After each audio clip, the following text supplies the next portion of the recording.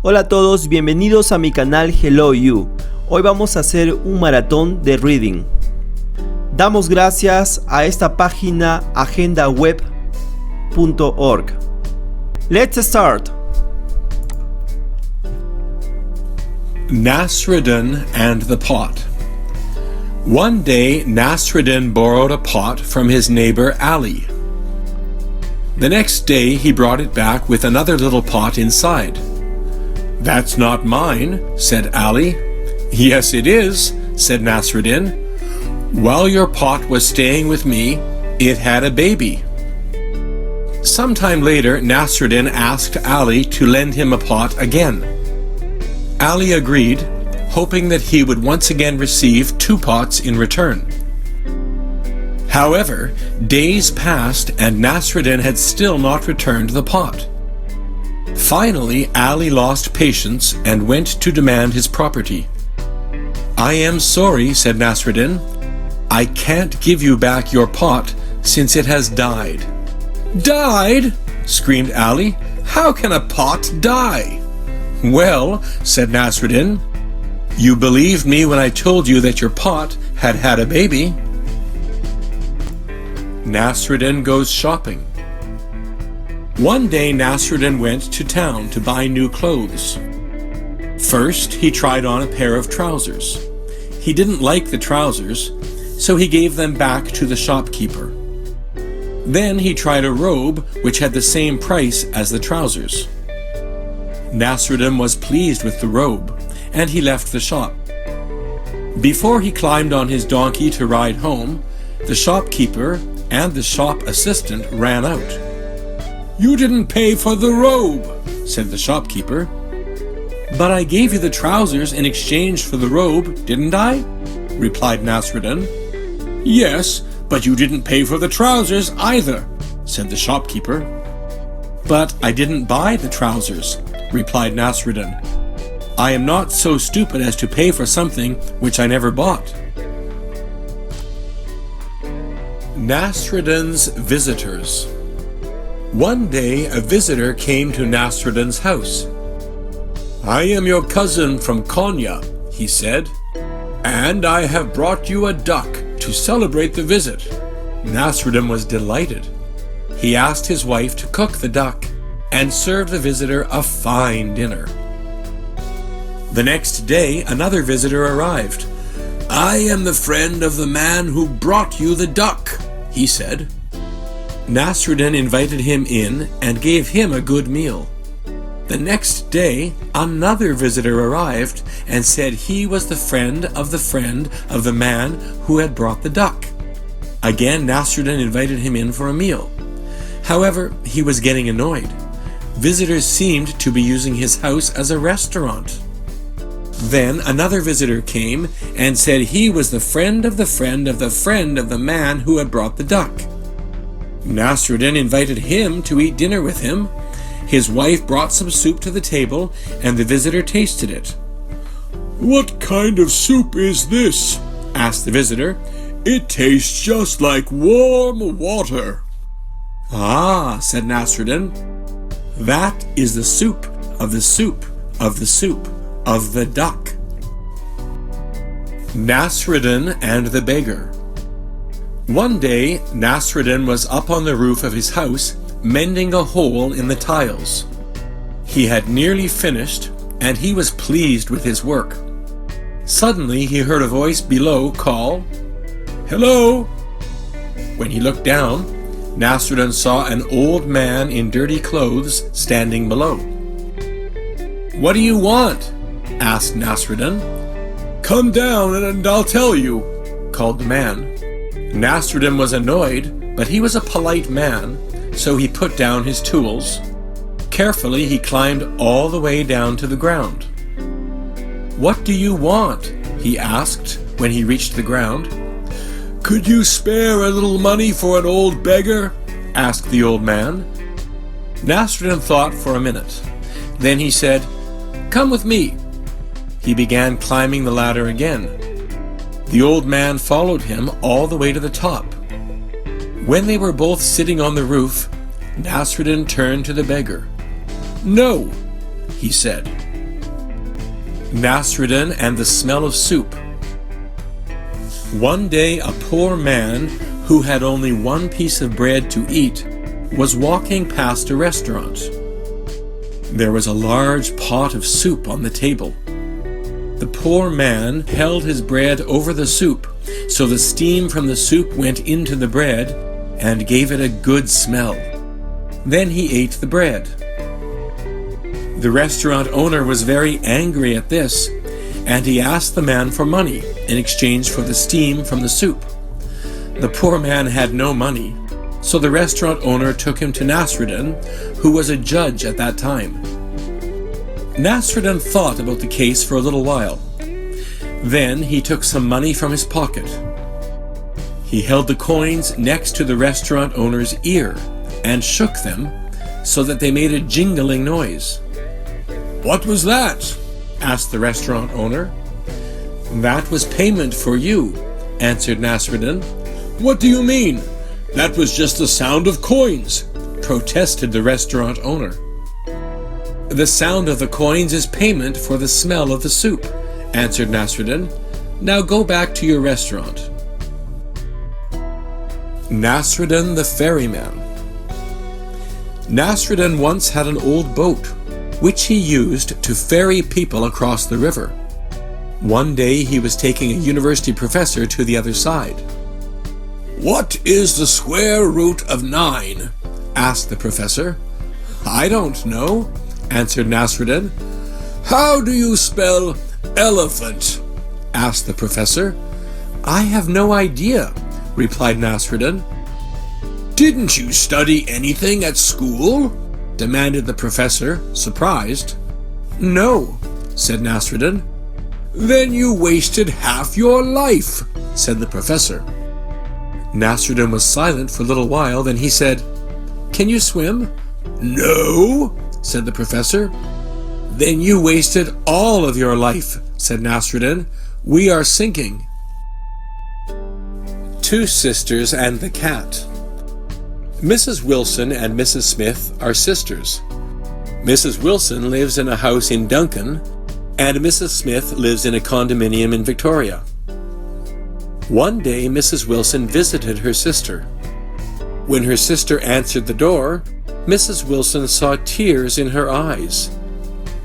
"What's the matter?" she asked. Mrs. Smith said, "My cat Sammy died last night, and I have no place to bury him." She began to cry again. Mrs. Wilson was very sad because she knew her sister loved the cat very much. Suddenly Mrs. Wilson said, "I can bury your cat in my garden in Duncan, and you can come and visit him sometimes." Mrs. Smith stopped crying, and the two sisters had tea together and a nice visit. It was now 5 o'clock, and Mrs. Wilson said it was time for her to go home. She put on her hat, coat, and gloves, and Mrs. Smith put the dead Sammy into a shopping bag. Mrs. Wilson took the shopping bag and walked to the bus stop. She waited a long time for the bus, so she bought a newspaper. When the bus arrived, she got on the bus, sat down, and put the shopping bag on the floor beside her feet. She then began to read the newspaper. When the bus arrived at her bus stop, she got off the bus and walked for about 2 minutes. Suddenly she remembered she had left the shopping bag on the bus. Val's Garden. I am new to the city. I do not know anyone, but an old woman lives next door. Her name is Val. She gives me a big box of vegetables. She grows them in a garden by the sidewalk. There are carrots, tomatoes, beans, and peas. They are the best vegetables I ever ate. Val lives alone too, but she seems happy in her garden. She loves plants. Sometimes I can hear her talking to them. Maybe that is why they grow so big. One day, I stopped seeing Val in the garden. I see people take many boxes from her home. Weeds grow in her garden. The dirt is dry. The plants look sad. Val must have passed on. So I pull the weeds. I water the garden. I even talk to the plants. Then a family moves next door. They are new to the city. They do not know anyone. And I give them a big box of vegetables from Val's garden. The Sack Garden. This is Meg. Meg lives in South Africa. She has 3 kids. It is hard to feed her kids. White people own most of the farmland in South Africa. Meg does not have land for a garden. Food costs a lot of money. But Meg has a very good way to grow food. She finds a big sack. She puts rocks in the middle of the sack. She fills the rest of the sack with dirt. She makes little holes in the side of the sack. She puts a tomato plant in one hole. She puts a bean plant in one hole. She puts a green pepper plant in one hole. She puts eggplant in the top of the sack. She waters the sack garden from the top. Her garden does not need much water. Her garden does not need much room. Her garden does not cost much money to make. Her garden does not have many weeds. Now Meg can feed her kids. GM food. It is hard to be a farmer. Cold weather can kill your crops. Bugs can eat your crops. Weeds can hurt your crops. Your crops may need more rain than they get. Fruits and vegetables can go bad before they are sold. Some people say farmers can fix all of this with GM food. What is GM food? All living things have DNA. DNA tells living things how to grow. These days, people can change the DNA that tells food how to grow. When people change the DNA of food, it is called GM food. Some GM food can grow in cold weather. GM food can stop bugs from eating it. GM fruits and vegetables can stay good longer. One day, GM food may be able to grow in dry land in Africa. It will feed people who do not have much food. But there is a lot we do not know about GM food. Will GM companies help poor people grow food? Or do GM companies just want to get rich? Does GM food kill bugs we need, like butterflies? Does GM food make birds sick? Does GM food make people sick? We do not know. There have not been many tests on GM food. Do you think farmers should grow GM food? Tomatoes. The tomato is from South America. When the tomato came to Europe, people did not eat it. Doctors said it would make them sick. So people just grew tomatoes because they looked nice. Now people from all over the world eat tomatoes. Tomatoes are used in sauce, soup, juice, salsa, and ketchup. The tomato is very good for you. Only a tomato leaf or stem will make you sick. People do odd things with tomatoes. People grow tomatoes in space.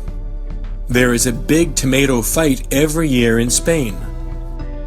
A long time ago, people would toss a bad tomato when they saw a show they did not like. In Canada, many tomatoes are grown on big farms. The farms bring in poor people from far away to help grow tomatoes. Without these workers, the farms could not run. But the workers do not get much money. Canada does not let the workers stay here. Many people say this is not fair. Most farms pick tomatoes before they are ripe. They last longer this way. But these tomatoes do not taste as good. So lots of people grow their own tomatoes. Grow your own tomatoes. Tomatoes that you grow are better than tomatoes that you buy. You can grow tomatoes inside if you do not have a garden. You need tomato seeds, a big pot 50 centimeters deep, potting soil, many big food shops sell this, a window. Fill the pot with potting soil. Pack the soil down a little bit. Put a seed on top of the soil. Add a bit more soil on top. Add water. The soil must always be a bit wet. Seeds like to be warm. Put your pot in a warm place. It does not need sun yet. The plant will grow above the soil. Put the plant by a window. The plant needs 4 hours of sun a day. You can tie the stem to a stick to help the plant stay up. Always keep the soil a bit wet.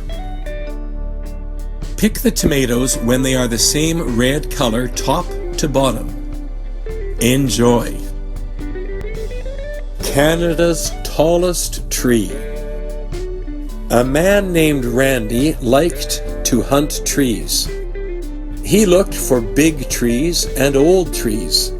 He made maps to show where these trees were. He did not want to cut them down. He wanted people to take care of them. Randy was told of a very tall tree on Vancouver Island. The tree was said to be 314 feet tall. That would make it the tallest tree in Canada. Randy set out to find the tree. But someone else found it first. It was found by a logger. Loggers wanted to cut down Canada's tallest tree and all the trees around it. Randy made a path in the forest so people could see the tall tree. The tree was so big and beautiful, it would fill them with awe. More and more people wanted to save that forest. Thanks to these people, that forest is now a park. Canada's tallest tree is still there. There may still be a bigger tree out there. Maybe you will find it. But there are only a few old forests left in Canada. Many are still at risk of being cut down. Sedna the Sea Goddess. Sedna was a beautiful Inuit girl who didn't want to get married. Many hunters wanted to marry her, but she refused their offers. Her father scolded her, saying, "I am getting older, and soon you will need a good husband who can provide you with food and furs. You must marry the next hunter who asks for you." Sedna still wasn't interested. Soon a young hunter from a distant place came to her father's camp. He was dressed in warm furs and spoke in a soft voice. He promised to provide a good home and plenty of animals for food and clothing. Although he kept his face hidden under his hood, Sedna was very impressed with him, so she agreed to marry him. Sedna got into her husband's kayak and traveled with him to her new home. When they arrived at his island, she saw that her home was nothing but some sticks and bits of moss and feathers clinging to a large rock. Her husband took off his hood, and she realized that he was not a man, but an evil raven. He never hunted, he only caught fish. Sedna was cold, lonely, hungry, and very unhappy. Every day she cried for her father to come and save her. Her father heard her cries and decided to rescue her. He paddled his kayak to the island where she was living. On their way home, Sedna looked back and saw that the raven was following them. He was gaining on them quickly. As the raven came close, her father took his paddle and struck the bird. who had to fall back. Then the raven flapped his powerful wings at the ocean and caused a huge storm to blow up. When her father saw that their lives were in danger, he became afraid for his own life. He threw Sedna over the side of the kayak. Sedna tried to save herself. She grabbed onto the kayak with her fingers, but her father took his paddle and beat at her fingers until they broke off. As they sank into the ocean, her fingers turned into seals and fish. Again, Sedna grabbed the kayak with her hands, but her father took his paddle and beat her hands until they also fell into the water. As they sank into the ocean, her hands turned into whales and walruses. Sedna also sank into the ocean. Sedna lives at the bottom of the ocean. She is the goddess of the sea. She is the one who provides animals for the hunters, but only when she feels generous. When she is angry, and this is often, the hunters can't find food, and the people go hungry. Raven steals the light. In the beginning there was no light in the world, because an old magician kept it hidden in a box inside his house. Raven, who was always hungry, didn't like the darkness because it was difficult to find food. One day he was looking for food near the old magician's house. He heard a voice saying, "I have a box, and inside this box is another box, and inside this there is another box, and inside the smallest box is all the light in the world." Raven decided to steal the light. Raven waited until the old man's daughter went down to the river to collect water. Just as she was dipping her basket into the river, he changed himself into a hemlock needle. The needle floated into her basket. When the girl drank some water, she swallowed Raven too. Inside the girl's belly, Raven took the form of a human baby. He grew and grew, and in time she gave birth to a funny-looking child with black eyes and a big nose. The old man loved his grandson so much that he gave in to the child's every wish. Raven became spoiled and greedy.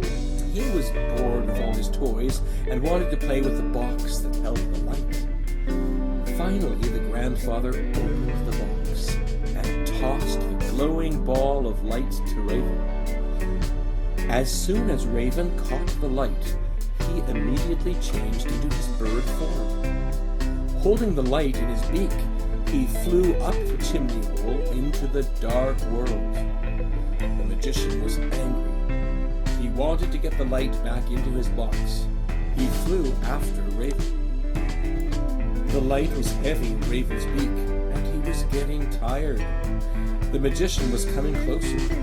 Raven broke off some pieces of the light and threw them into the sky. They became the stars. The magician was still coming closer, so Raven broke off another piece of the light and threw it into the sky. It became the moon. Finally, Raven became so tired that he tossed the last and biggest piece of the light into the sky. It became the sun. And that is how daylight came to the world. Raven and the First People. Raven was bored. He was walking along the beach in Haida Gwaii, looking for some new way to amuse himself. As he walked along the beach, the blue ocean in front of him and the green forest behind him didn't seem interesting. Raven wanted to play, but there was no one to play with. Then he heard a strange sound, unlike any sound he knew. He looked up and down the beach. Where was it coming from? As he walked, he noticed a large white clamshell lying in the sand. Inside the clamshell were tiny creatures, unlike any he had seen before. Raven bent down to get a closer look. The creatures seemed afraid of him. So he began to coax them in a gentle voice. "Come out! Come out! Don't be afraid! I won't hurt you! few of the creatures came out of the clamshell. They were very different from Raven. They had no feathers, no wings, and no beaks. Like him, they walked on 2 legs, but they had arms, faces with mouths, and black hair. They spoke to each other in a language that Raven didn't understand. These tiny creatures were the first humans. Raven enjoyed watching these humans play and explore the world. After a while, when he was beginning to feel bored again, he noticed that these humans were only men. There were no women. Raven had an idea. He wondered if he could find some women. He searched for a long time. Then he saw some chitons. He opened one of the chitons and found some lovely tiny women. He brought the women to the men. Raven enjoyed watching the behavior of the men and women. He saw them begin to pair off and have children. The human families moved to other parts of the island. Since that day, many generations of humans have grown and flourished, and Raven has never been bored. A special Christmas present. David wants to buy a Christmas present for a very special person, his mother. David's father gives him $5 a week pocket money, and David puts $2 a week into his bank account. After 3 months, David takes $20 out of his bank account and goes to the shopping mall. He looks and looks for a perfect gift. Suddenly, he sees a beautiful brooch in the shape of his favorite pet. He says to himself, "My mother loves jewelry, and the brooch costs only $17. He buys the brooch and takes it home. He wraps the present in Christmas paper and places it under the tree. He is very excited, and he is looking forward to Christmas morning to see the joy on his mother's face. But when his mother opens the present, she screams with fright because she sees a spider. The Magic Paintbrush. A long time ago in China, there lived a poor boy called Liang. He had no family, so he made his living by doing odd jobs for other people in his village, such as cutting wood and tending cattle. His life was difficult, but Liang was a generous boy and always willing to help people who needed it. In his heart, he had a dream. He wanted to paint pictures and become a great artist.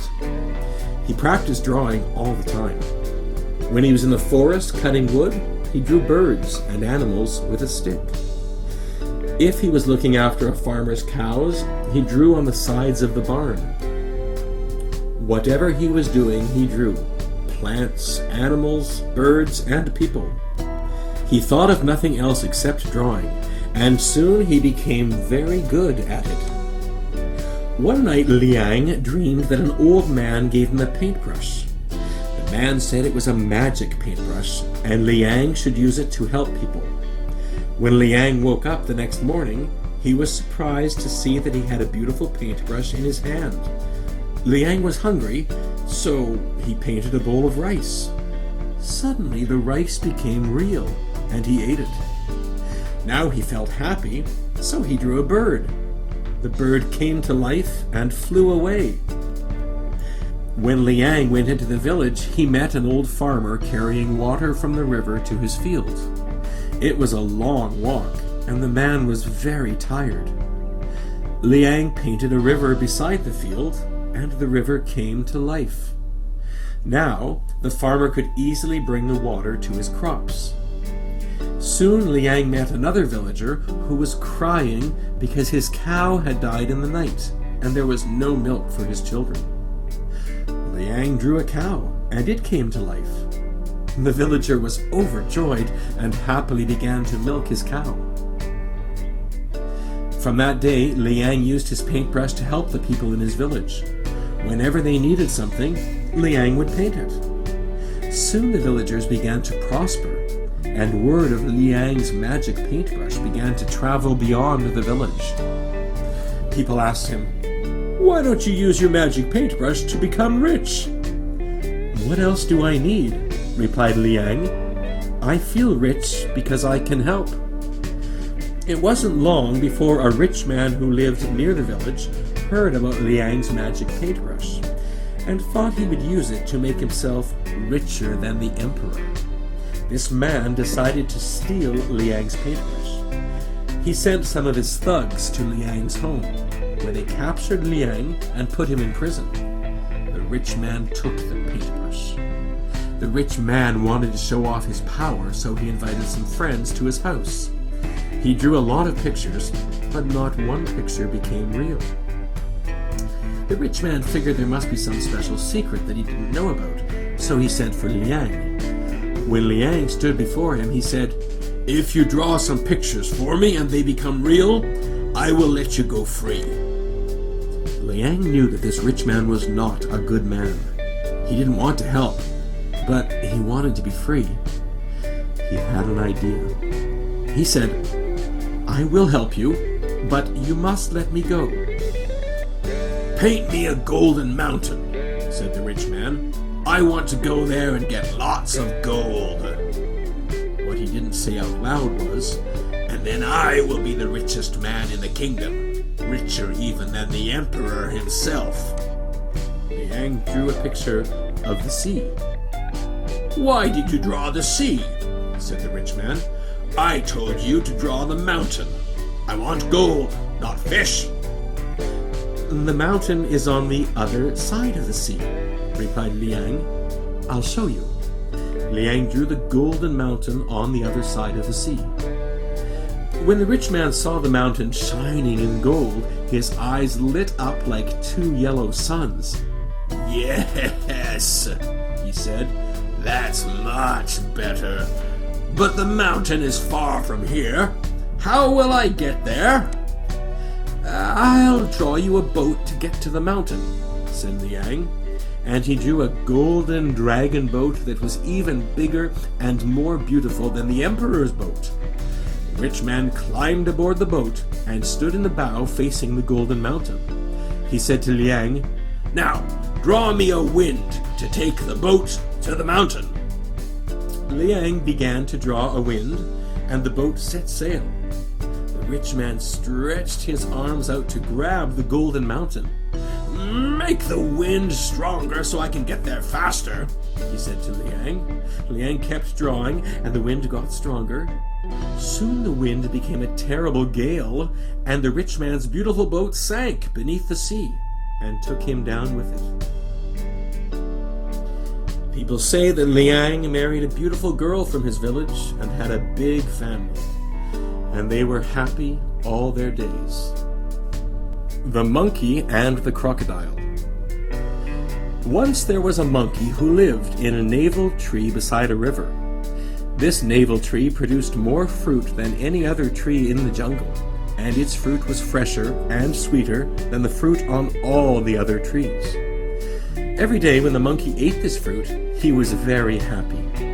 Not only could he eat his fill, but he could throw some fruit into the river when his friend the crocodile came by. The crocodile and the monkey spent many hours sitting on the shore of the river and talking, and in time they became best friends. The crocodile always took some fruit home to his dear wife. She loved the navel fruit so much that she became addicted to its taste and freshness. One day she thought, "If the monkey eats this fruit every day, then his flesh must also taste sweet, especially his liver. Ooh, I want to taste the monkey's liver." She thought about it until she couldn't stand it any longer. Finally, she said to her husband, "I want to taste the monkey's liver. Please bring him home so I can satisfy my hunger." The crocodile was shocked. "You want to eat the monkey's liver? But he's my friend. I love him, and he's so generous to us. My dear, it's impossible." The lady crocodile became angry. She demanded that he bring the monkey to her. She demanded that he let her taste the monkey's liver. Otherwise, she would leave. The crocodile was torn apart. He loved his wife and didn't want to lose her. He loved his friend and didn't want to lose him. Why did he have to make this difficult choice? In the end, he decided to lose his monkey friend. With a heavy heart, he swam slowly back across the river and sat under the navel tree. "Oh, monkey," he called, "it's a lovely night, and I feel like going for a ride on the river. Why don't you come along? I could show you the beauty of the river." "I don't think so," said the monkey. "I don't think that's a good idea. And anyway, I can't swim, and I'm afraid of the water." "I am the king of the river. You don't need to be afraid when you ride on my back. Besides, we've been friends for a long time. What a shame it would be if you can't trust me by now." The monkey thought for a minute. Perhaps the crocodile was right. Who can you trust if not your friends? "Okay," he said. "I'll come with you." He jumped onto the crocodile's back and they sailed into the river. It was a wonderful ride and the monkey was really happy, but the crocodile was quiet and deep in thought. "What's the matter?" asked the monkey. The crocodile almost burst into tears. "I'm sorry, my friend. I lied to you. I am not doing this to entertain you. Rather, I am taking you to my wife. She wants to eat your liver." "Eat my liver?" The monkey was astonished. "Why does she want to eat my liver?" "She knows that you eat the fruit of the navel tree every day. She thinks that your liver must be very sweet and tender, so she wants to eat it." "I see," said the monkey. He saw that his life was in danger. He thought for a minute. "My friend, don't feel bad on my account," he said. "I would be honored to give my liver to your wife. But you should have told me about this before we left the navel tree." "Why?" asked the crocodile. "Well, I always wash my liver in the river and then hang it on a branch of the tree." "Oh?" "If you take me back to the tree, I'll get it for you. Then you can take it to your wife." The crocodile swam quickly back to the navel tree. When he got to the shore, the monkey jumped off his back and climbed up the tree. "Ha, crocodile! Don't you know that I can't give you my liver? This has been a good lesson to me about trust." The tongue-cut sparrow. A long time ago in Japan, there lived an old farmer and his wife. The old man was kind and gentle and always had a smile for everyone he met, but his wife was cold and very bad-tempered. They had no children to help them, so as they got older, they had to work even harder just to survive. The old man found and tamed a little sparrow and taught it many kinds of tricks. When he came in from the fields at the end of each day, the sparrow would welcome him home and sing and dance for him. So in spite of his hardships, the old man went to bed happy each night. One day the old man had to go far into the forest to cut wood. It was laundry day, and his wife was in a bad mood as she prepared the starch for the clothes and set it outside to cool. While she was washing the clothes, the sparrow flew down to the starch and, as the old man had taught it to, pecked at the starch until it was gone. When the old woman came to get the starch and saw that the sparrow had eaten it, she went into a rage. She grabbed the bird in one hand, and with the other she picked up her scissors and cut off the tip of its tongue. Then she threw the sparrow out the door, and it flew away as fast as it could go. That night, when the old man came home, there was no sparrow to greet him and warm his heart. When he questioned his wife, she admitted what she had done, adding, "And good riddance! That bird has always caused more work for me." The poor man was devastated.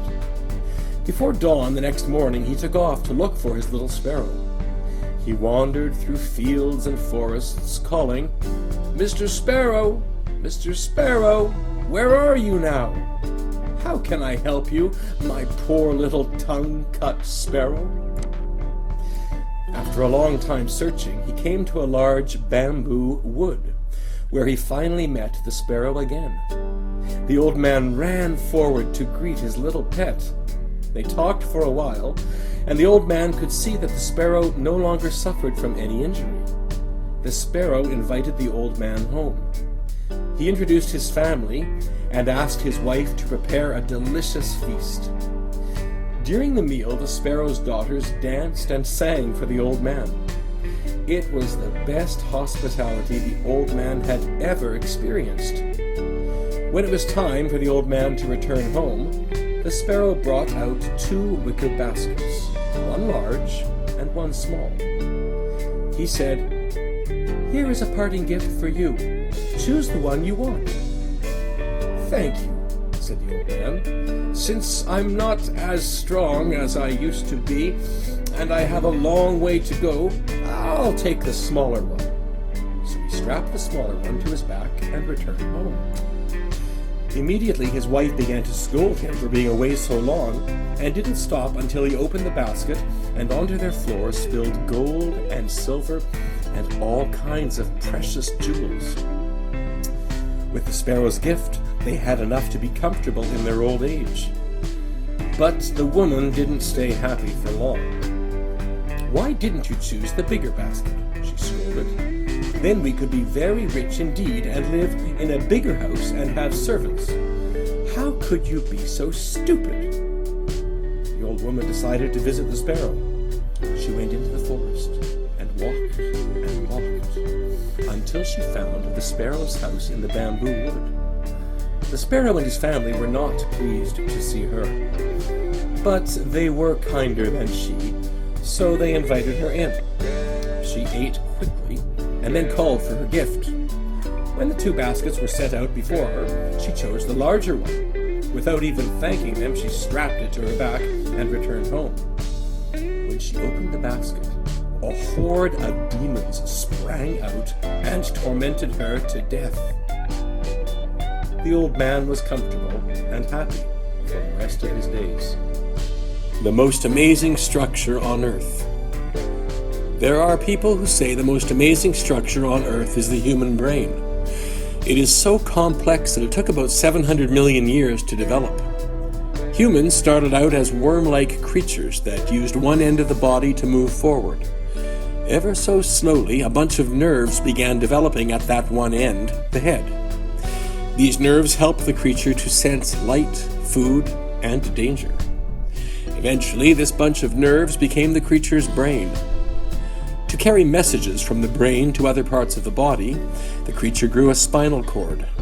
Later, the creature became a fish with eyes, ears, and a nose that could send the brain information about sights, sounds, and smells.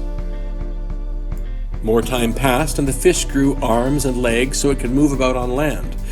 From this, it needed a larger and more complex brain. It became an ape-like creature, and the parts of the brain used for seeing images and being social grew much stronger.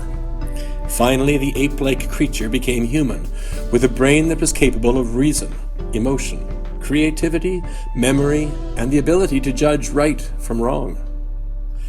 The human brain is very mysterious. Many questions about the brain have not yet been answered. For example, why do we need to sleep? Or why do we dream? There is a lot about the brain that we do not yet understand.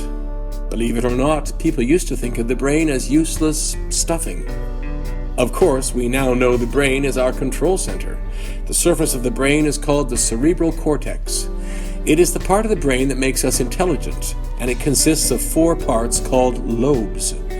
The front lobe is where much of our thinking and feeling happens. The top lobe processes information which is coming from parts of our bodies, such as our skin and muscles. The side lobe plays an important role in hearing, speech, and long-term memories, while the back lobe processes images from our eyes. Which do you think is more powerful, your brain or a supercomputer? You might be surprised to learn that the world's best supercomputer is only about as powerful as half a mouse brain. Your brain is packed with 100 billion brain cells called neurons.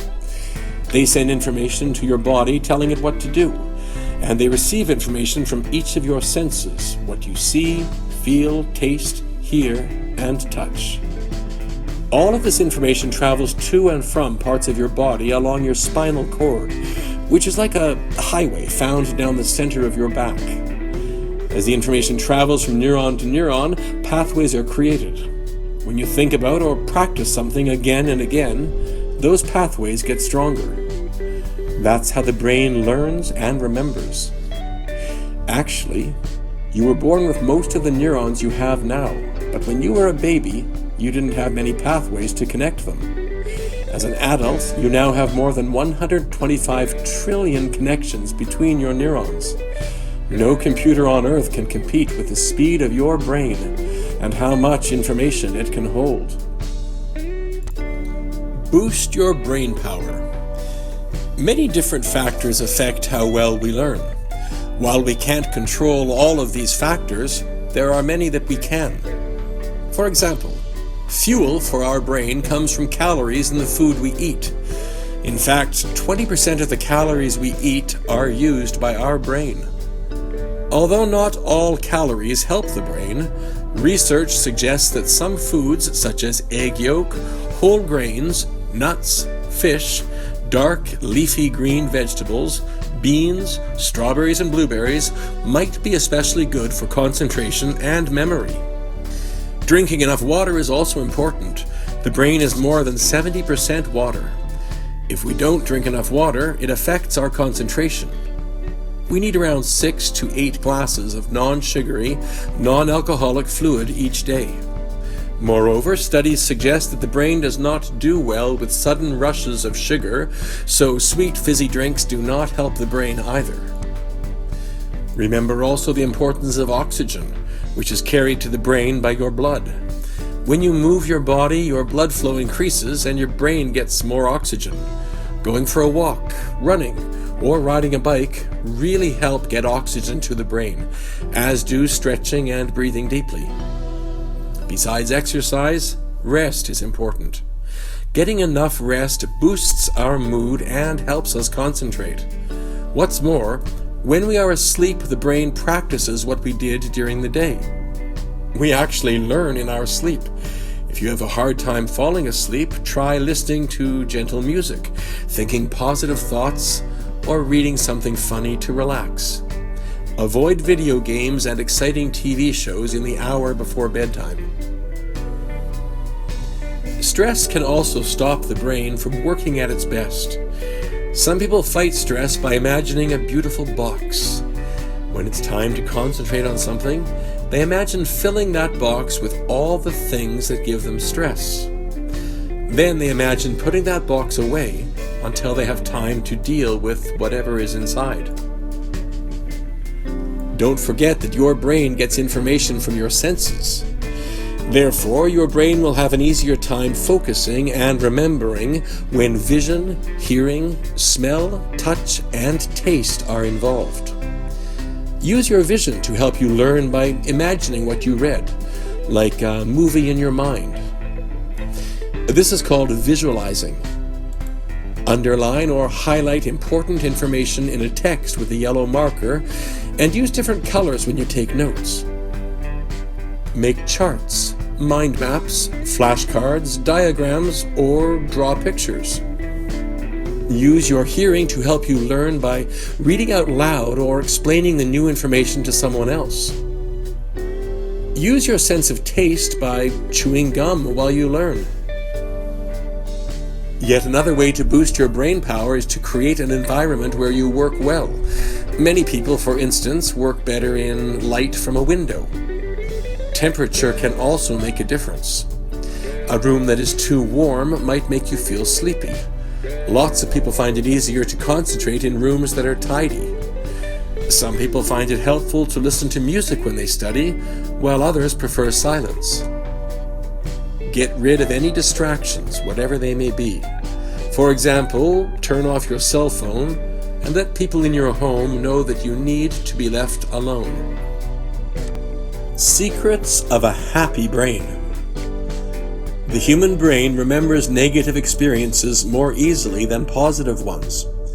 Our brains have developed this way because threats, like dangerous animals, had a more immediate effect on our ancestors' survival compared to positive things like food or shelter. As a result, you likely know what makes you unhappy, but do you know what makes you happy? Research suggests that our level of happiness depends partly on factors we cannot control, our genes and our life circumstances. But our level of happiness is also shaped by the choices we make. If you've been chasing wealth, fame, good looks, material things, and power, you may be looking for happiness in all the wrong places. Psychologists suggest that the following 7 habits make people happier. People who form close relationships tend to be happier than those who do not. The number of friends we have is not important. What matters is the quality of our relationships. Relationships that bring happiness usually involve the sharing of feelings, mutual respect, acceptance, trust, fun, and empathy. People who make a habit of caring for the well-being of others tend to be happier. This might involve volunteering for an organization or reaching out to support friends and family on a regular basis. People who exercise regularly improve both their physical and mental well-being. Some research has shown that exercise can be as effective as medication in treating depression. When we are so interested in an activity we enjoy that we lose track of time, we are in a state of flow. The activity could be making art, playing piano, surfing, or playing a game. People who experience flow in their work or hobbies tend to be happier. People who include spirituality in their daily life tend to be happier. Practicing spirituality is a way of recognizing and trying to understand the wonder and beauty of existence. Some people do this by going to a place of worship or praying. Some people practice yoga or meditation. Some people go for long walks in nature. People are more likely to be happy if they know what their strengths are and use them regularly. People who set goals and use their strengths to achieve them tend to be happier. People are especially happy when they can use their strengths to serve the greater good. People who think positively by being grateful, mindful, and optimistic are more likely to be happy. Being grateful means being thankful. Being mindful means being open to, focusing on, and enjoying the experiences of the present moment. Being optimistic means being hopeful about the future. Memory magic. Dave Farrow is a Canadian who appears in the Guinness Book of World Records for having the greatest memory. As a student, Dave had a learning disability called dyslexia. Despite his struggles with subjects like reading and writing, Dave found ways to improve his memory in order to do well in school. In 2008, he set a world record by memorizing the order of 59 decks of playing cards in 2 days. How did his brain store all of this information? According to Dave, anybody's brain can do it, but it helps to understand how memory works. Your brain is constantly taking in information through your senses. The information enters your sensory memory, which has the capacity to hold lots of information, but only for a few seconds. If you ignore the information, your brain will discard it. However, if you pay attention to it, the information goes into your short-term memory. This is why learning to pay attention is an important first step to improving your ability to recall what you learn. To help the brain focus, Dave recommends breaking big tasks down into smaller ones. He sets a timer and works as hard as he can for short periods of time until the timer alarm sounds. Then he takes a small break. This keeps his focus strong. Your short-term memory can only hold information from 15 seconds to a few minutes. In addition, short-term memory can only hold about 7 things at one time. Memory champions like Dave have to hold long lists of information in their short-term memory at one time. To do this, they rely on different tricks. One trick is to look at the first letter of every word you want to memorize. Then create your own word, phrase, or sentence using all of those letters. This is called an acronym. For example, if you want to remember all the colors in a rainbow, try remembering the name Roy G. Biv. Each letter in this fictional name matches the first letter of a color: red, orange, yellow, green, blue, indigo, and violet. When you want to remember the colors of a rainbow, just think of Roy G. Biv, and you will have an easier time. Another trick is to organize information into chunks. For example, when you try to remember a telephone number, your brain usually remembers it in chunks. You remember the area code as one chunk, the next 3 numbers as a chunk, and the last 4 numbers as a chunk. This way, your brain only has to remember 3 things instead of 10. This works for words as well as numbers. Imagine that you wish to improve your vocabulary. Whenever you learn a new word, study words that share the same meaning. This way you learn several new words at the same time, and you only need to memorize one definition. Such words are called synonyms. For example, synonyms for the word big are huge, enormous, gigantic, large, and massive. A third memory trick is to use visualization. Say you wanted to memorize how people develop from worm-like creatures into human beings.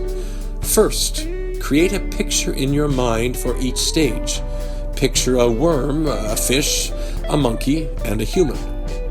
Then think of a path you regularly walk along. For example, you might normally walk from the path outside your home into your house and into the kitchen. Finally, imagine each picture in a place along that path.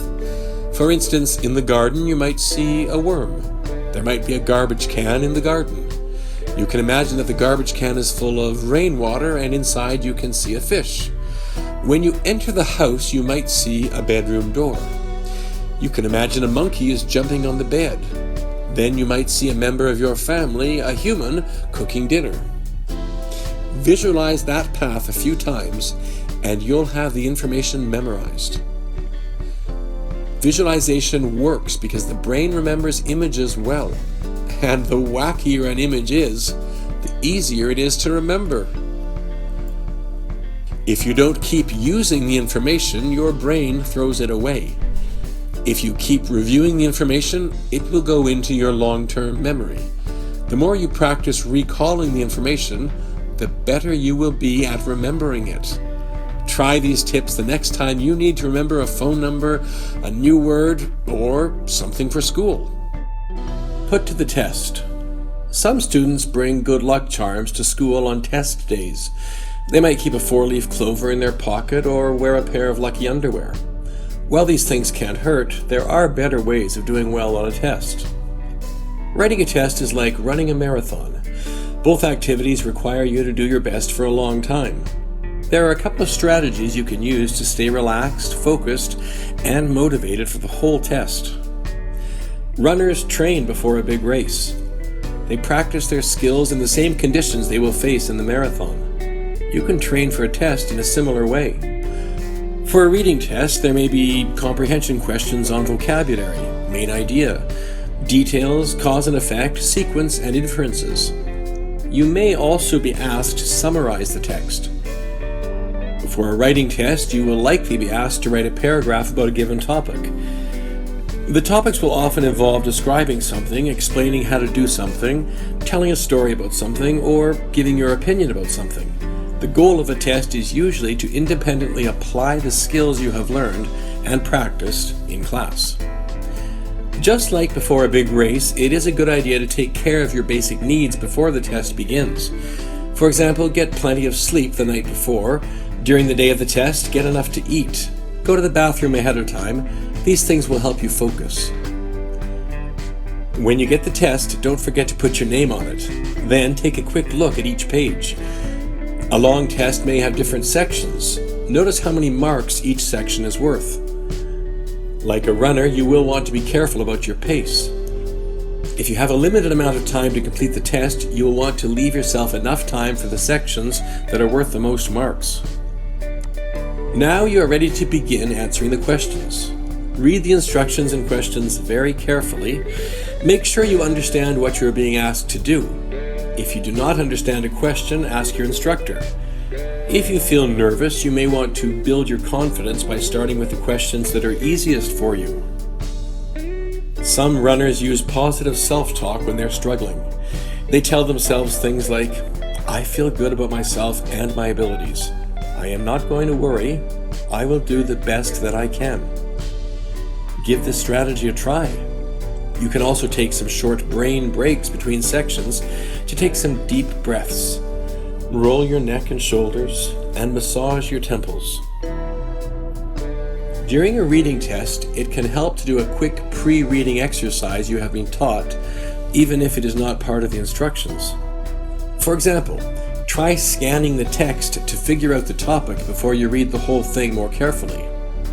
Then, think about what you already know about the topic. Predict the details that might be in the reading. For a writing test, pre-writing is a very important first step. Brainstorm your ideas and organize them before you start writing. Some students skip these two things, but they probably shouldn't. These activities warm up your brain so that it will work more efficiently. Before you hand in your test, review your answers. Unlike a marathon, it doesn't matter who finishes first during a test. Check your grammar and spelling.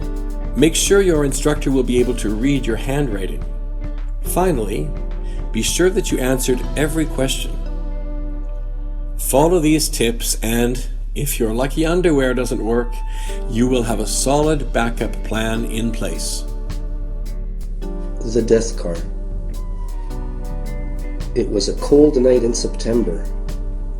The rain was drumming on the car roof as George and Marie Winston drove through the empty country roads towards the house of their friends, the Harrisons, where they were going to attend a party to celebrate the engagement of Harrison's daughter, Lisa.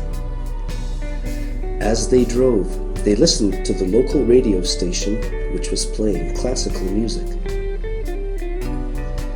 They were about 5 miles from their destination when the music on the radio was interrupted by a news announcement. The Cheshire Police have issued a serious warning after a man escaped from Colford Mental Hospital earlier this evening. The man, John Downey, is a murderer who killed 6 people before he was captured 2 years ago. He is described as large, very strong, and extremely dangerous. People in the Cheshire area are warned to keep their doors and windows locked and to call the police immediately if they see anyone acting strangely. Marie shivered. A crazy killer, and he's out there somewhere. That's scary. Don't worry about it, said her husband. We're nearly there now. Anyway, we have more important things to worry about. This car is losing power for some reason. It must be that old problem with the carburetor. If it gets any worse, we'll have to stay at the Harrisons tonight and get it fixed before we travel back tomorrow. As he spoke, the car began to slow down. George pressed the accelerator, but the engine only coughed. Finally, they rolled to a halt, as the engine died completely. Just as they stopped, George pulled the car off the road, and it came to rest under a large tree. "Blast!" said George angrily. "Now we'll have to walk in the rain." "But that'll take us an hour at least," said Marie. "And I have my high-heeled shoes and my nice clothes on. They'll be ruined." "Well, you'll have to wait while I run to the nearest house and call the Harrisons. Someone can come out and pick us up," said George. "But George, have you forgotten what the radio said? There's a homicidal maniac out there. You can't leave me alone here."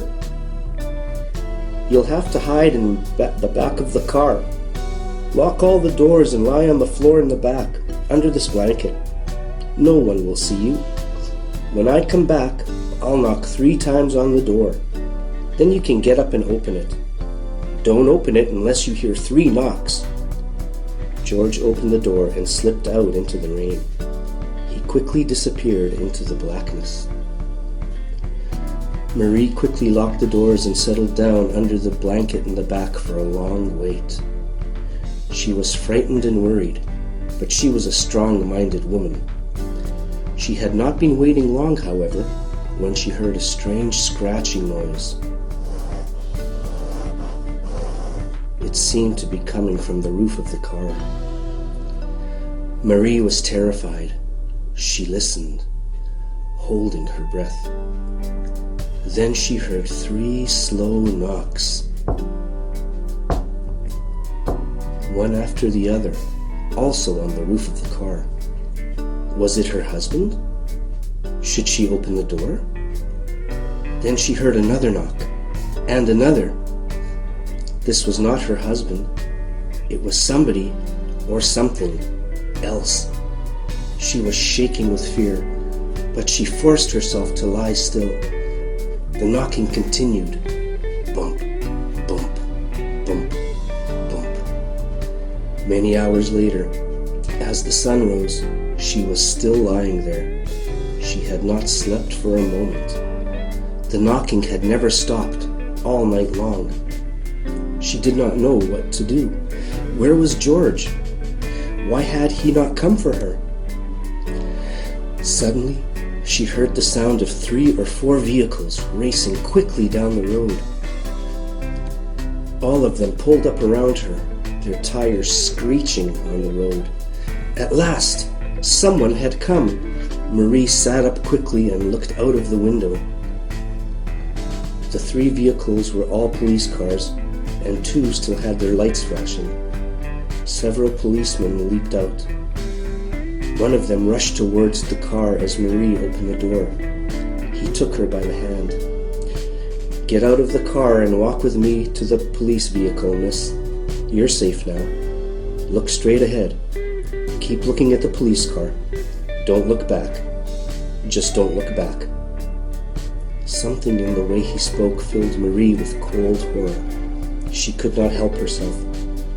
About 10 yards from the police car, she stopped, turned, and looked back at the empty vehicle.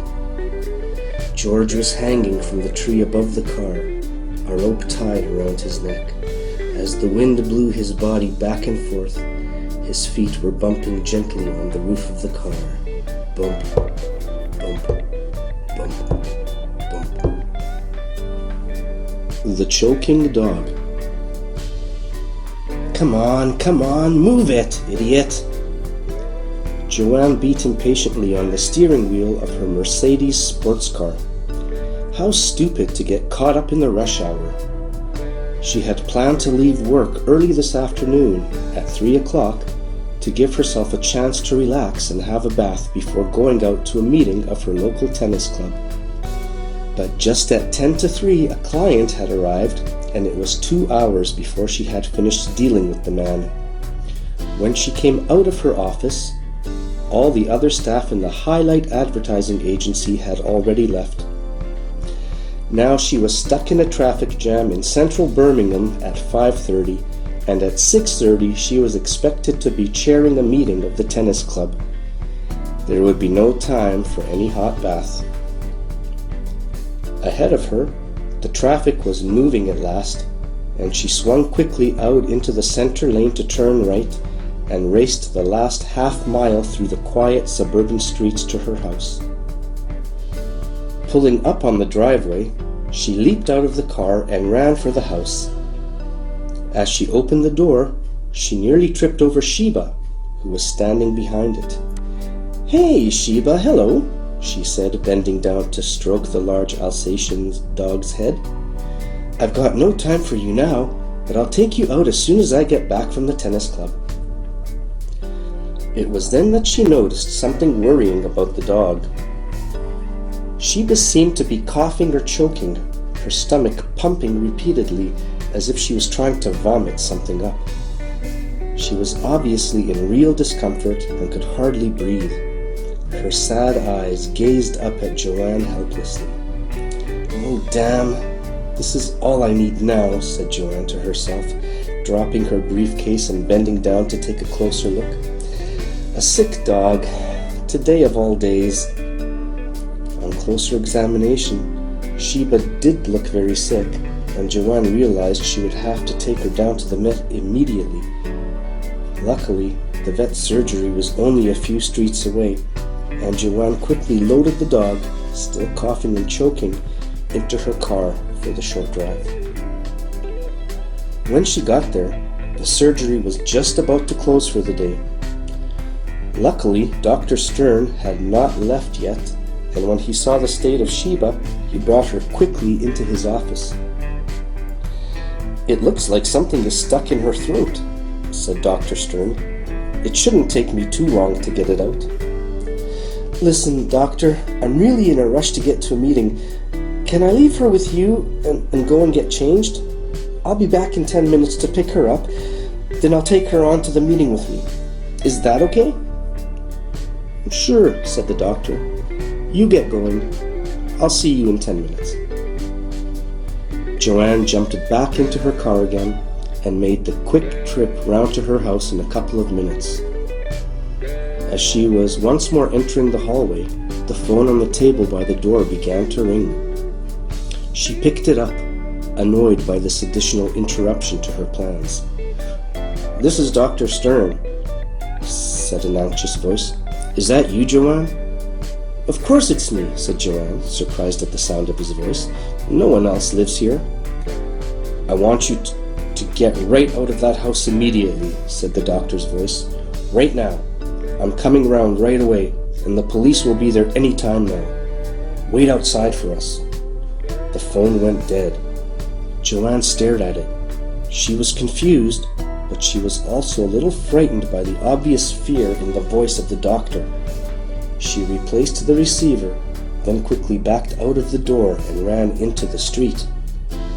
At that moment, a police car with its lights flashing swung around the corner and screeched to a stop outside the house. 2 policemen got out. After briefly checking that she was the owner of the house, they ran into the house through the still open door without explaining anything. Joanne was by now completely confused and very frightened. Then the doctor arrived. "Where's Sheba? Is she okay?" shouted Joanne, running over to his car. "She's fine, Joanne. I extracted the thing which was choking her, and she's okay now." "Well, what's this all about? Why are the police in my house?" Just then, the 2 policemen reappeared from the house, half carrying a white-faced figure, a man in a dark grey sweater and jeans, who, it seemed, could hardly walk. There was blood all over him. "My God," said Joanne, "how did he get in there? And how did you know he was there?" "I think he must be a burglar," said the doctor. "I knew he was there because when I finally removed what was stuck in Sheba's throat, it turned out to be 3 human fingers. I don't think he's a very happy burglar."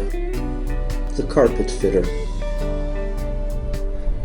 Eddie was a carpet fitter, and he hated it. For 10 years he had spent his days sitting, squatting, kneeling or crawling on floors, in houses, offices, shops, factories and restaurants. 10 years of his life, cutting and fitting carpets for other people to walk on, without even seeing them. When his work was done, no one ever appreciated it. No one ever said, "Oh, that's a beautiful job. The carpet fits so neatly." They just walked all over it. Eddie was sick of it.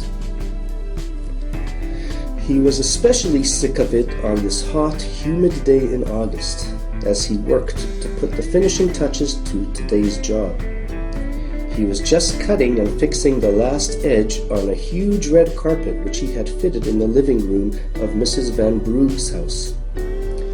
Rich Mrs. Van Broog, who changed her carpets every year and always bought the best. rich Mrs. Van Brugge, who had never even given him a cup of tea all day, and who made him go outside when he wanted to smoke. Ah well, it was 4 o'clock, and he had nearly finished. At least he would be able to get home early today. He began to daydream about the weekend, about the Saturday football game he always played for the local team, where he was known as Ed the Head for his skill in heading goals from corner kicks. Eddie sat back and sighed. The job was done, and it was time for a last cigarette. He began tapping the pockets of his overalls, looking for the new packet of Marlboro he had bought that morning. They were not there. It was as he swung around to look in his toolbox for the cigarettes that Eddie saw the lump. Right in the middle of the brand new bright red carpet, there was a lump. A very visible lump. A lump the size of a packet of cigarettes.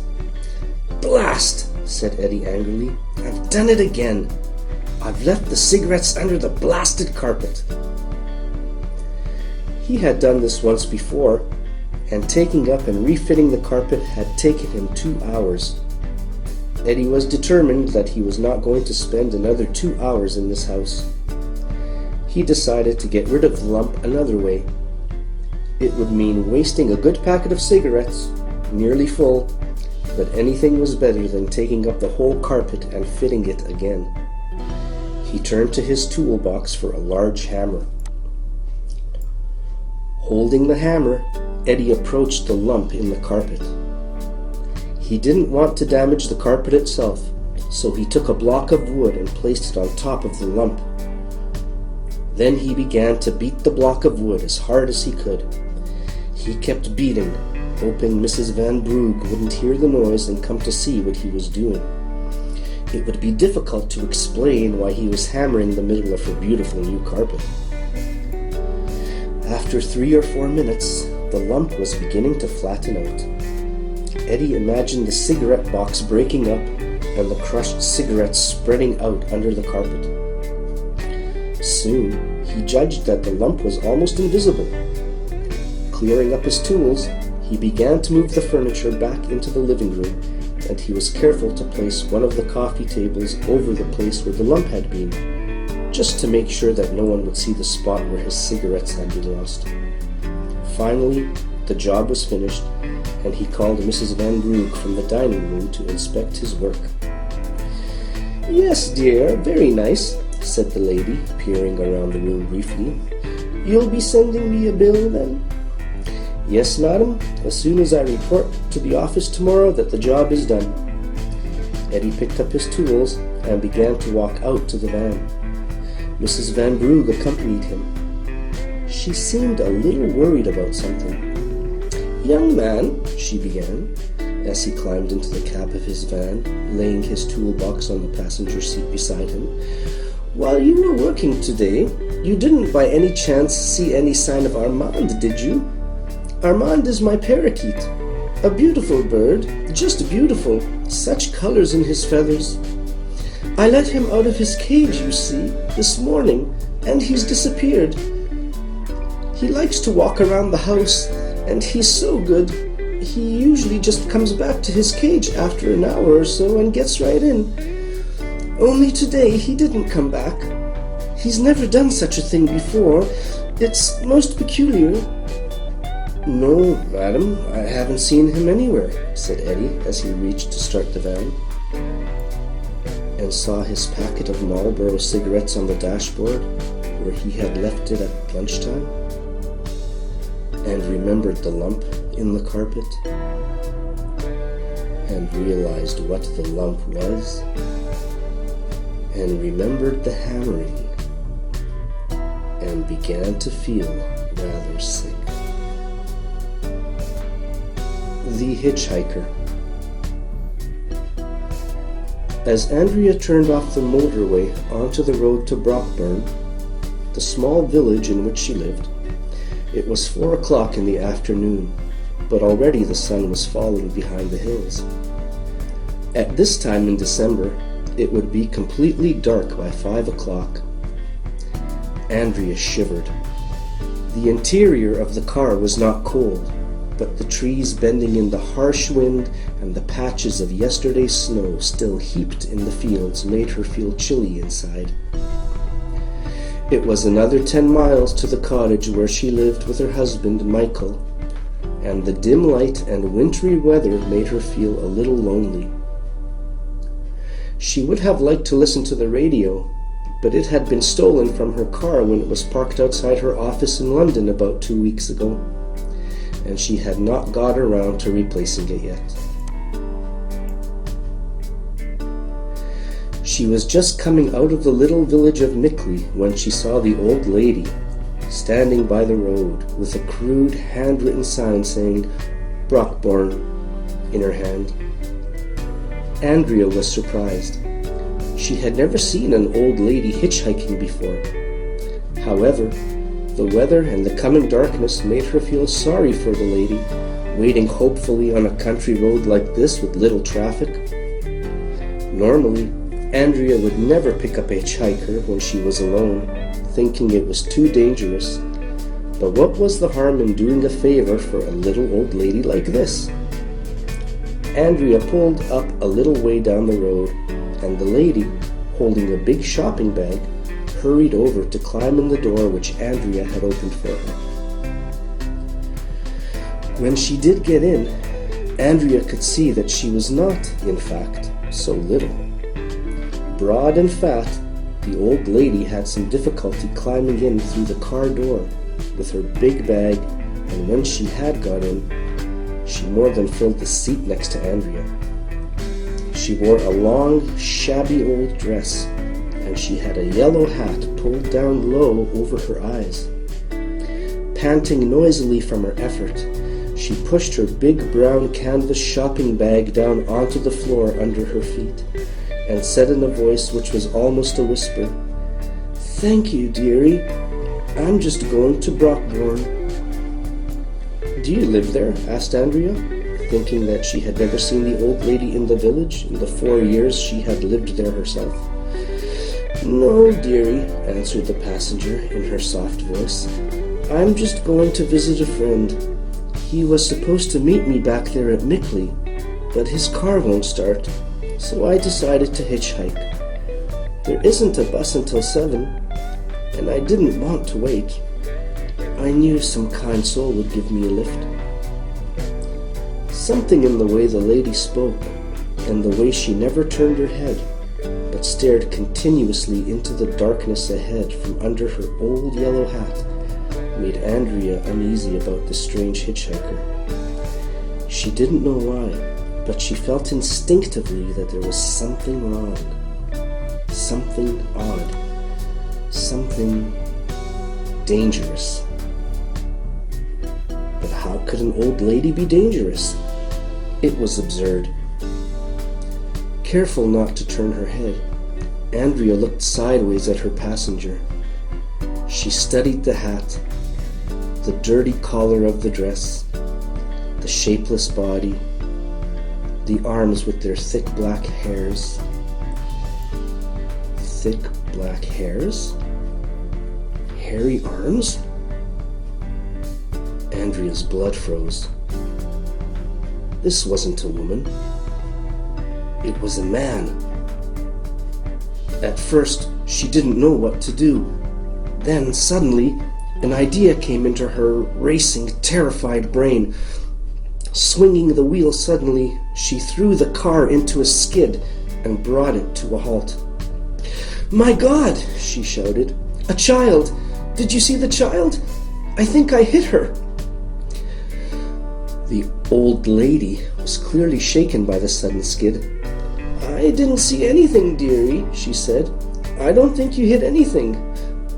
"I'm sure it was a child," insisted Andrea.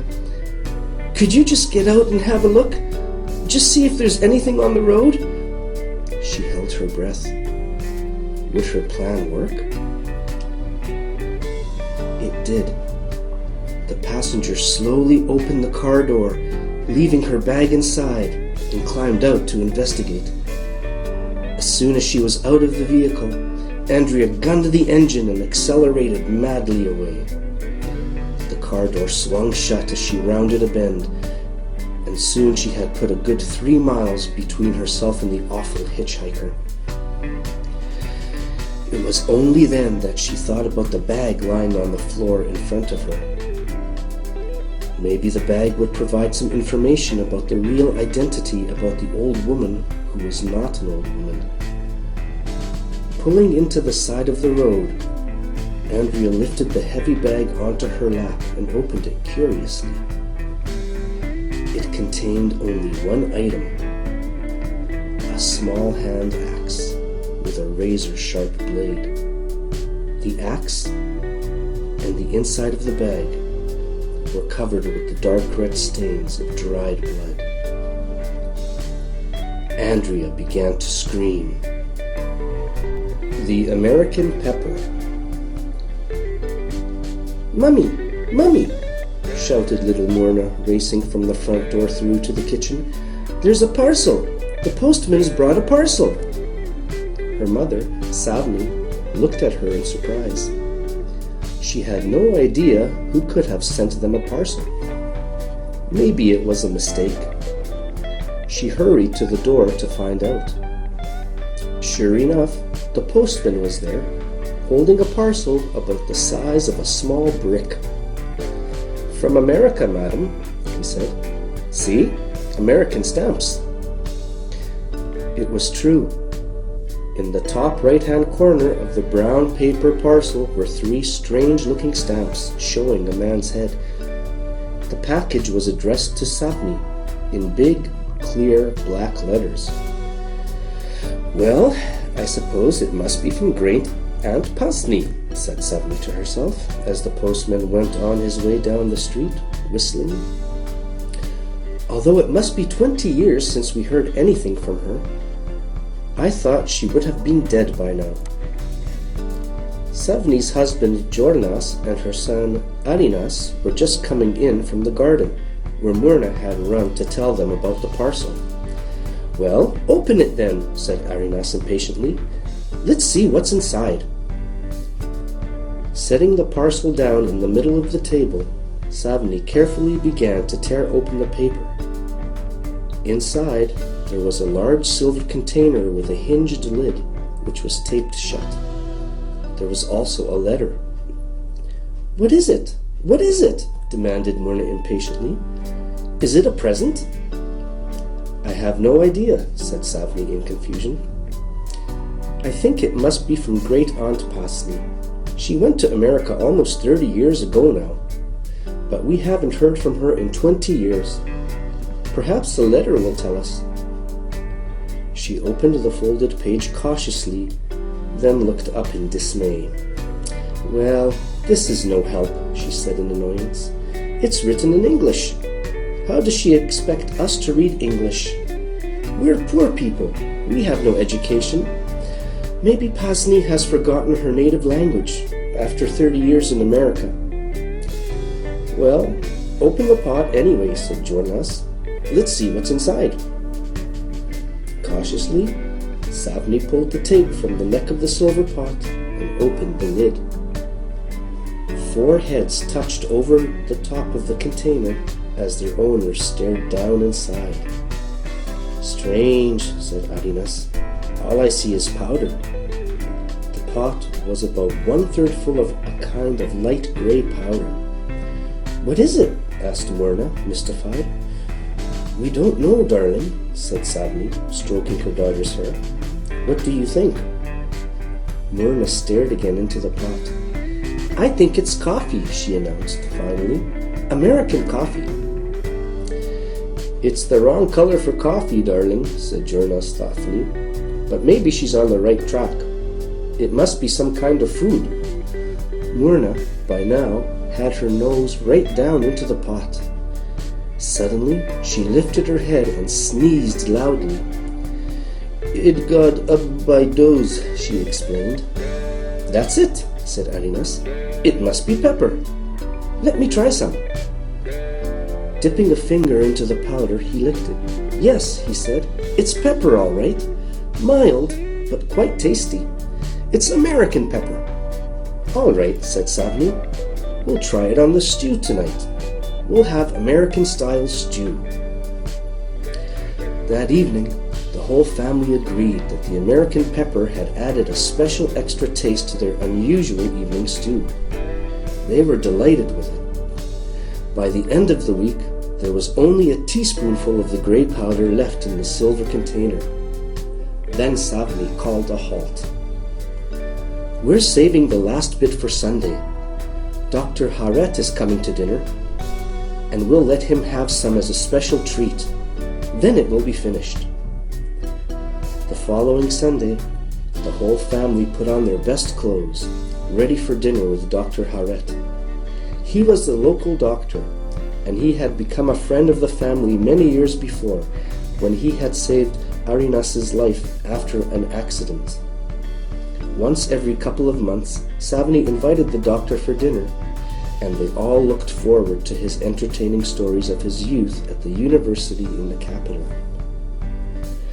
During dinner, Savni explained to the doctor about the mysterious American pepper, the last of which she had put in the stew they were eating, and the letter they could not read. "Well, give it to me, said the doctor briskly. "I speak English. I can translate it for you." Savni brought the letter, and the family waited, fascinated, as the doctor began to translate. "Dear Savni,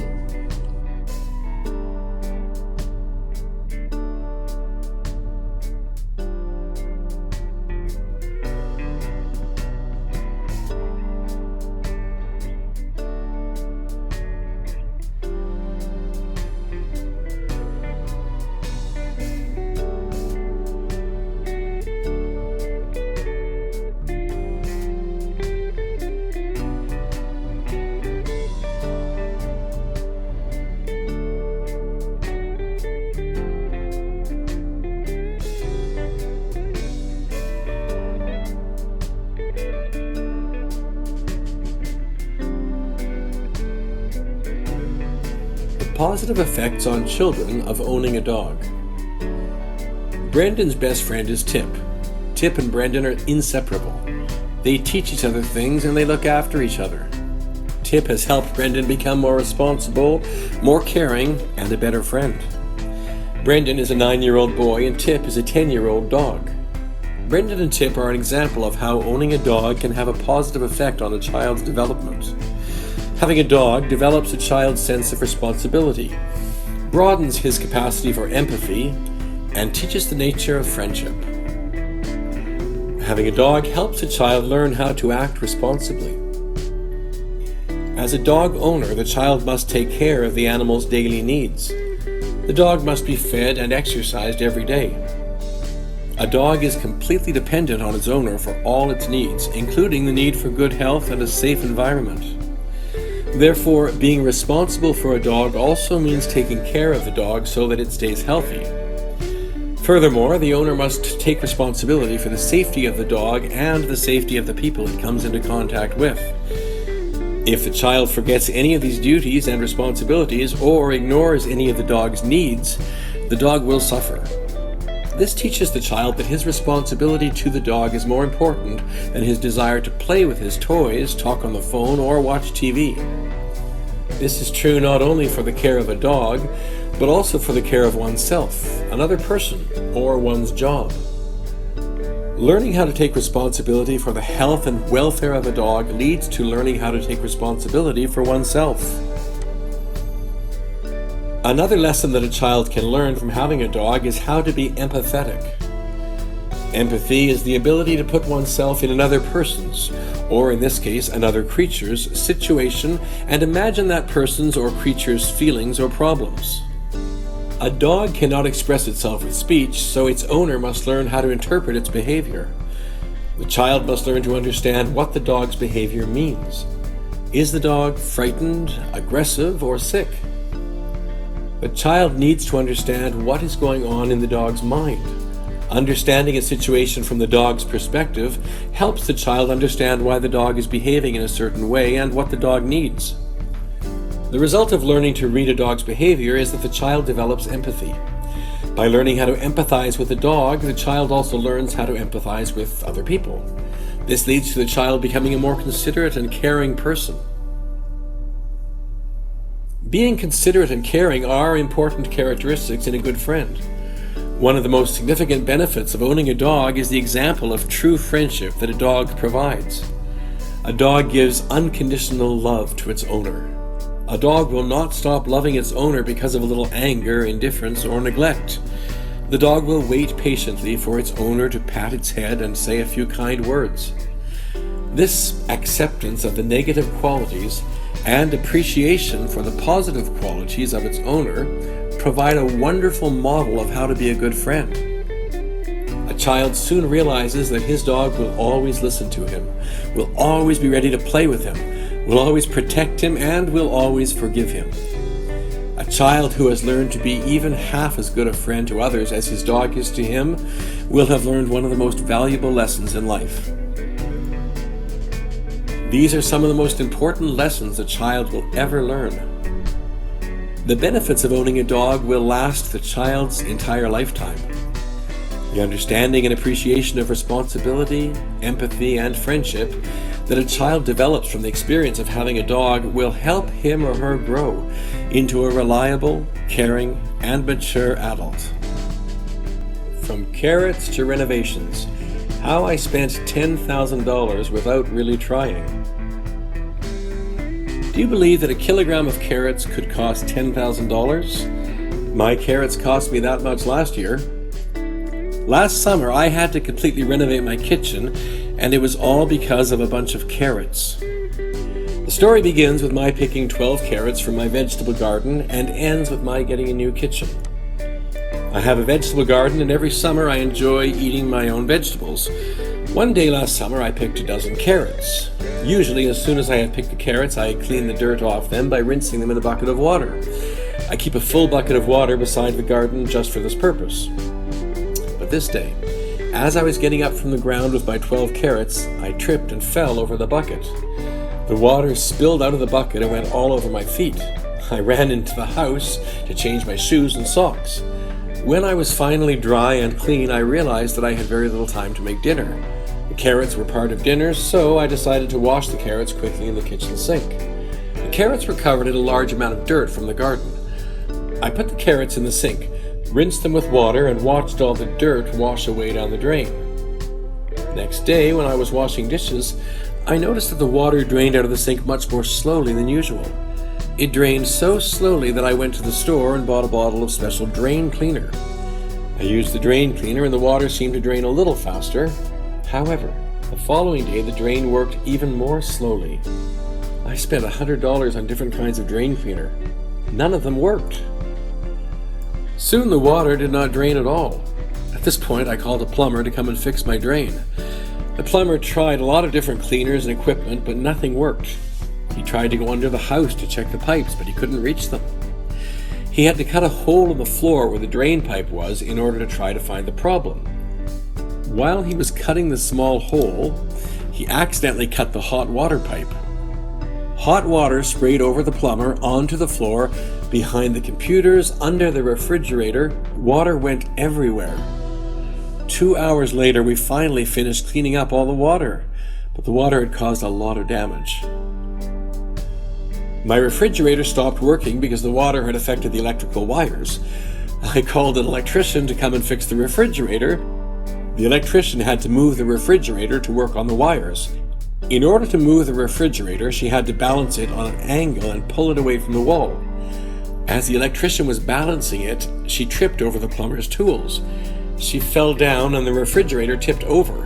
It crashed into the wall, resulting in a huge hole in the wall. I called a carpenter to come and fix the wall. In order to repair the hole in the wall, the carpenter had to tear down half of the entire wall. When the wall was half gone, the electrician found more electrical problems caused by the water damage.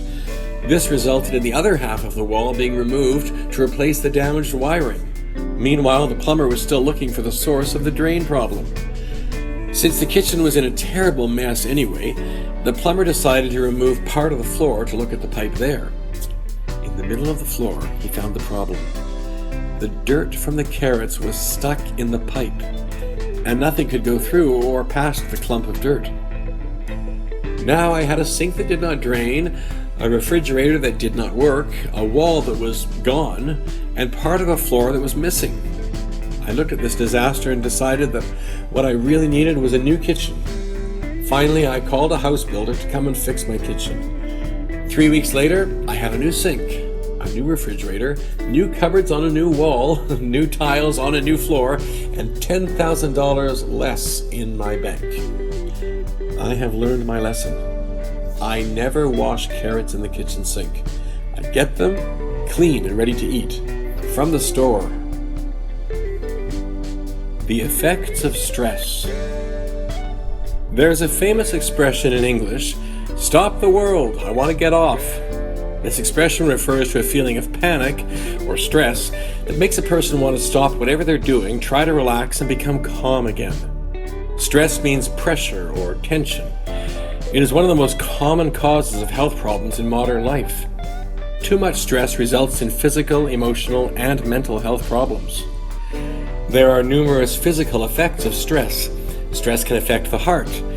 It can increase the pulse rate, make the heart miss beats, and can cause high blood pressure. Stress can affect the respiratory system. It can lead to asthma. It can cause a person to breathe too fast, resulting in a loss of important carbon dioxide. Stress can affect the stomach. It can cause stomach aches and problems digesting food. These are only a few examples of the wide range of illnesses and symptoms resulting from stress. Emotions are also easily affected by stress. People suffering from stress often feel anxious. They may have panic attacks. They may feel tired all the time. When people are under stress, they often overact to little problems. Emotions are also easily affected by stress. People suffering from stress often feel anxious. They may have panic attacks. They may feel tired all the time. When people are under stress, they often overreact to little problems. For example, a normally gentle parent under a lot of stress at work may yell at a child for dropping a glass of juice. Stress can make people angry, moody, or nervous. Long-term stress can lead to a variety of serious mental illnesses. Depression, an extreme feeling of sadness and hopelessness, can be the result of continued and increasing stress. Alcoholism and other addictions often develop as a result of overuse of alcohol or drugs to try to relieve stress. Eating disorders such as anorexia are sometimes caused by stress and are often made worse by stress. If stress is allowed to continue, then one's mental health is put at risk. It is obvious that stress is a serious problem. It attacks the body. It affects the emotions. Untreated, it may eventually result in mental illness. Stress has a great influence on the health and well-being of our bodies, our feelings, and our minds. So reduce stress. Stop the world and rest for a while. Why people get tattoos. Jack lay quiet and unmoving for 30 minutes while a stranger repeatedly stabbed him with sharp needles, causing blood to pour steadily out of his leg. Jack was getting a tattoo. His friend Tony had recently gotten a tattoo, and Jack was so impressed by Tony's bravery and his tattoo that he decided to get one too. Getting a tattoo because your friends and peers have them is just one of the reasons why a lot of young people in North America get tattoos. Peer pressure, media influence, and personal expression are some of the common reasons for wearing tattoos today. The desire to be part of a group, to be accepted by one's friends or peers, can have a great influence on what a person does. Sometimes wearing a tattoo can be a sign that you belong to a certain group. Gangs often use special clothes and tattoos to identify their particular group. For example, in one gang, all the members may wear green army jackets and have large X's tattooed on their arms. It is not only gangs that have this type of special uniform. Young people often belong to a certain group of friends. Some of these groups wear only brand name clothes. Some wear only black clothes, others wear tattoos.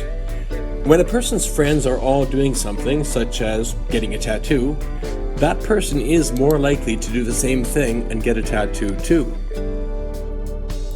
The media is another big influence behind the popularity of tattoos in North America. A wide variety of media images show tattoos. Tattoos can be seen on people appearing in commercials selling expensive cars. Famous sports heroes with tattoos are shown in magazines. Fashion models are often seen in magazines and on TV wearing designer clothes that show their bodies tattooed with detailed and colorful patterns. These media images link tattoos to ideas of wealth, success, and status. As a result, many people decide to get a tattoo for its fashion and status value. It is not always the influence of other people or the media that results in a person getting a tattoo. Many people decide to wear tattoos in order to express their artistic nature, their beliefs, or their feelings. In other words, to show their individuality. A musician in a rock band may get a tattoo of a guitar on the arm. Some environmentalists may tattoo pictures of endangered animals on their shoulders. Lovers may tattoo each other's names over their hearts. A tattoo can be a public sign to show what is important in a person's life. As you can see, there are many reasons why young North Americans get tattoos. A tattoo can be part of a group's uniform. It can be a sign of fashion. It can be an expression of individuality. The decision to get a tattoo is most often a result of the influence of friends or media, or the desire to express oneself. For Jack, it was a mixture of all three. Causes of floods. Floods are second only to fire as the most common of all natural disasters. They occur almost everywhere in the world, resulting in widespread damage and even death. Consequently, scientists have long tried to perfect their ability to predict floods. So far, the best that scientists can do is to recognize the potential for flooding in certain conditions. There are a number of conditions, from deep snow on the ground to human error, that cause flooding. When deep snow melts, it creates a large amount of water. Although deep snow alone rarely causes floods, when it occurs together with heavy rain and sudden warmer weather, it can lead to serious flooding. If there's a fast snowmelt on top of frozen or very wet ground, flooding is more likely to occur than when the ground is not frozen. Frozen ground, or ground that is very wet and already saturated with water, cannot absorb the additional water created by the melting snow. Melting snow also contributes to high water levels in rivers and streams. Whenever rivers are already at their full capacity of water, heavy rains will result in the rivers overflowing and flooding the surrounding land. Rivers that are covered in ice can also lead to flooding. When ice begins to melt, the surface of the ice cracks and breaks into large pieces. These pieces of ice move and float down the river. They can form a dam in the river, causing the water behind the dam to rise and flood the land upstream. If the dam breaks suddenly, then the large amount of water held behind the dam can flood the areas downstream too. Broken ice dams are not the only dam problems that can cause flooding. When a large human-made dam breaks or fails to hold the water collected behind it, the result can be devastating. Dams contain such huge amounts of water behind them that when sudden breaks occur, the destructive force of the water is like a great tidal wave. Unleashed dam waters can travel tens of kilometers, cover the ground in meters of mud and debris, and drown and crush everything and creature in their path. Although scientists cannot always predict exactly when floods will occur, they do know a great deal about when floods are likely or probably going to occur. Deep snow, ice-covered rivers, and weak dams are all strong conditions for potential flooding. Hopefully, this knowledge of why floods happen can help us reduce the damage they cause. Si desean una segunda parte de este maratón de reading, déjenlo en los comentarios. Thank you very much for watching. Don't forget to subscribe and leave your like. Bye. Take care.